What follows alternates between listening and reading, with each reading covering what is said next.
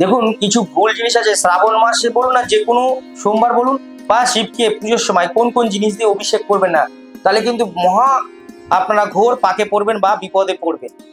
শঙ্কর মধ্যে জল নিয়ে কখনো শিব ঠাকুরকে অভিষেক করবেন না, কখনোই না। লোহার কোনো পাত্রের মধ্যে গঙ্গা জল নিয়ে শিব ঠাকুরকে কোনো অভিষেক করবেন না।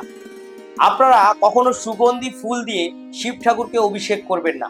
কখনো অন্য দেবতা পুজো দেওয়া ফুল নিয়ে ভোলেনাথকে অভিষেক করবেন না। কখনো জবা ফুল দিয়ে শ্রাবণ মাসে শিব ঠাকুরকে অভিষেক করবেন না। কখনো ভুল করেও দুধের সাথে গঙ্গা জল একসাথে মিশিয়ে ভোলেনাথকে অভিষেক করবেন না। কখনো সর্ষে দিয়ে শিব ঠাকুরকে অভিষেক করবেন না।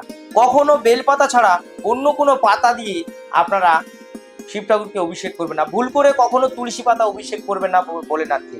কখনো দুব্য দিয়ে অভিষেক করবেন না ভোলেনাথকে। কখনো কাটা জাতীয় জিনিস দিয়ে এই শ্রাবণ মাসে ভোলেনাথকে অভিষেক করবেন না। এগুলো কিন্তু বারণ আছে।